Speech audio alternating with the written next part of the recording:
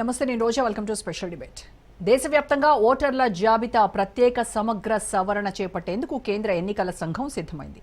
ఇప్పటికే బీహార్లో సక్సెస్ఫుల్ గా సర్ ప్రక్రియ జరిగిందన్నారు సిఈసి జ్ఞానేష్ కుమార్. త్వరలోనే 9 రాష్ట్రాలు 3 కేంద్రపాలిత ప్రాంతాల్లో సర్ చేపట్టనున్నట్టు ఆయన తెలిపారు.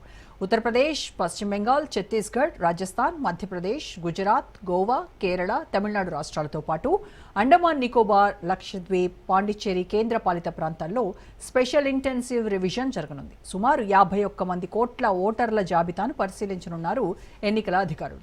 దొంగ ఓట్ల ఏరివేతే సర్ లక్ష్యం అన్నారు సిఈసి జ్ఞానేష్ కుమార్. డబుల్ ఓట్లకు చెక్ పెడతామన్నారు. దేశంలో ఎన్నికలు ప్రక్రియ ప్రారంభమైన 1951 నుంచి 2004 వరకు 8 సార్లు సర్ జరిగిందని ఆయన గుర్తు చేశారు.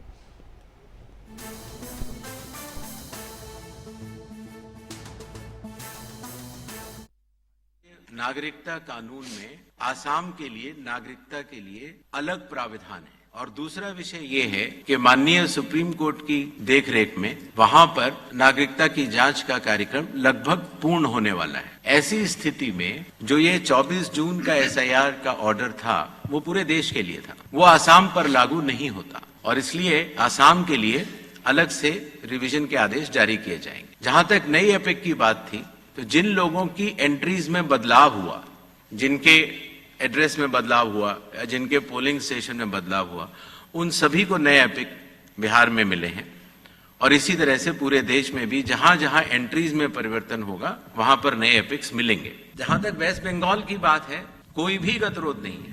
संविधान के अंतर्गत सभी संवैधानिक संस्थाएं अपने अपने दायित्व का पालन करती हैं. Election commission special intensive revision करते हुए अपने दायित्व का पालन कर रहा है और इसी तरह से राज्य की सरकारें भी अपने अपने दायित्व का पालन करेंगी. जो बिहार में एसआईआर हम लोगों ने किया और उसमें जो हम लोगों को लगा कि हम मतदाताओं को और सुविधाएं क्या दे सकते हैं, वो मैंने आपको अपनी पीपीटी में बता ही दिया है. और जून 24 का जो ऑर्डर है वो सिर्फ बिहार के लिए नहीं है, वो पूरे देश के लिए है. भारतीय नागरिकता कानून में కేంద్ర ఎన్నికల సంఘం ప్రకటించిన రాష్ట్రాల జాబితాలో తెలుగు రాష్ట్రాలైనటువంటి ఆంధ్రప్రదేశ్, తెలంగాణలు లేవు. అయితే త్వరలోనే కేరళ, తమిళనాడు, పశ్చిమ బెంగాల్, పాండిచ్చేరిలో ఎన్నికలు జరగనున్నాయి. దీంతో అనేక అనుమానాలు వ్యక్తం చేస్తున్నాయి విపక్షాలు. ఎస్ఐఆర్లో భాగంగా ప్రతి ఇంటికి వెళ్లి ఓటర్ లిస్టును ఎన్నికల అధికారులు పరిశీలిస్తారు.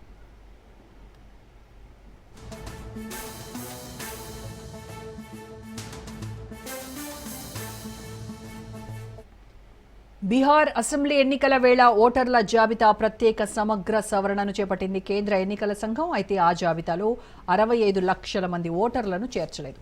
సర్ ప్రక్రియకు ముందు బీహార్ రాష్ట్రంలో ఓటర్ల సంఖ్య 7.90 కోట్లుగా ఉండగా ముసాయిదా జాబితాలో ఆ సంఖ్య 7.24 కోట్లకు తగ్గింది. ఓటర్లు తమ సంబంధిత ధ్రువపత్రాలు సమర్పించకపోవడంతో వారిని ఆ జాబితాలో చేర్చలేదని ఈసీ స్పష్టం చేసింది. 22 లక్షల మంది ఓటర్లు మరణించారని, 36 లక్షల మంది ఇతర ప్రాంతాలకు వలస వెళ్లారని, 7 లక్షల మంది ఒకటి కన్నా ఎక్కువ సార్లు నమోదు చేసుకున్నట్టు గుర్తించామన్నారు ఎన్నికల సంఘం అధికారులు. ఓటర్లను జాబితా నుంచి తొలగిస్తున్నారని విపక్షాలు అనుమానం వ్యక్తం చేస్తున్నాయి. కేంద్ర ప్రభుత్వంతో ఎన్నికల సంఘం కుమ్మక్కై పనిచేస్తోందని లోక్సభ ప్రతిపక్ష నేత రాహుల్ గాంధీ అనేక ఆరోపణలు చేశారు. అంతేకాకుండా ఓటు చోరీ వల్లే ఎన్డీఏ అధికారంలోకి వచ్చిందన్నారు. సర్ తప్పుల తడగ్గా ఉందని తక్షణమే ఆపాలన్నారు రాహుల్ గాంధీ. అందుకోసం బీహార్లో యాత్ర కూడా చేపట్టారు.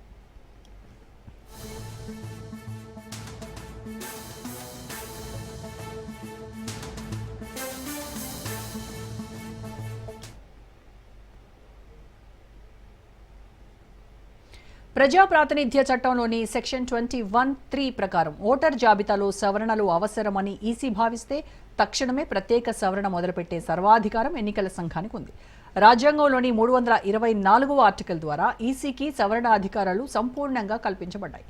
నిజానికి ఓటర్ల జాబితా ఎప్పుడూ స్థిరంగా కొనసాగడం సహేతుకం కాదు. కాలానుగుణంగా అందులో సవరణలు తప్పనిసరి. గతంలో ఓటర్గా నిరూపించుకోవడానికి 7 రకాల ధృవీకరణ పత్రాలను ఈసీ అనుమతించింది. ఇప్పుడు ఏకంగా 11 రకాల ధృవీకరణ పత్రాలు అనుమతిస్తోంది. ఇందులో ఆధార్, పాన్, డ్రైవింగ్ లైసెన్స్ వంటివి లేకపోవడం వివాదానికి కారణమైంది. తాజాగా ఆధార్ కార్డును కూడా అనుమతించారు ఎన్నికల అధికారులు.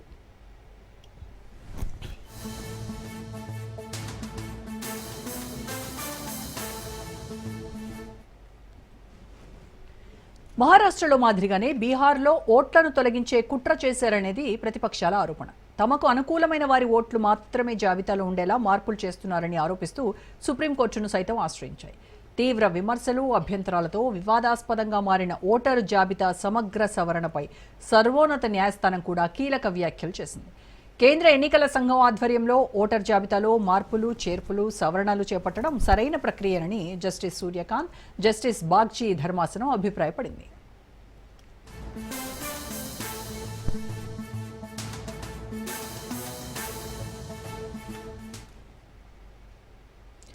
అనర్హులు, నకిలీ ఓటర్లతో పాటు విదేశీయులను ఓట్ల జాబితా నుంచి తొలగించేందుకే స్పెషల్ ఇంటెన్సివ్ రివిజన్ ప్రక్రియ చేపట్టింది కేంద్ర ఎన్నికల సంఘం. అయితే జాబితాలోకి బయటి పౌరులు ఎలా వచ్చారన్నదే అసలైన ప్రశ్న.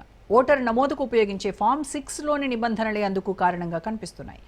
ఓటర్ల నమోదు నిబంధనలు 1960 ప్రకారం రూపొందించిన ఆ దరఖాస్తులోని అంశాలపై ఇప్పుడు వివాదం నడుస్తోంది. దీని ప్రకారం దరఖాస్తుదారులు భారతీయులమని నిరూపించుకునేందుకు ఎలాంటి డాక్యుమెంట్లు అందించాల్సిన అవసరం లేదు. పుట్టిన తేదీ, నివాస ధృవీకరణ పత్రాలతో పాటు సెల్ఫ్ డిక్లరేషన్ ఉంటే సరిపోతుంది. ఇదే అదనుగా భావించి అక్రమంగా వలస వచ్చిన వాళ్ళు ఆధార్ సాయంతో ఓటర్గా నమోదు చేసుకున్నట్టు తెలుస్తోంది. ఇలా ఏళ్ల తరబడి అనేక మంది ఓటు హక్కును పొందినట్టుగా అంచనా. అందుకే ప్రత్యేక సమగ్ర సవరణకు సిద్ధమైంది ఈసీ.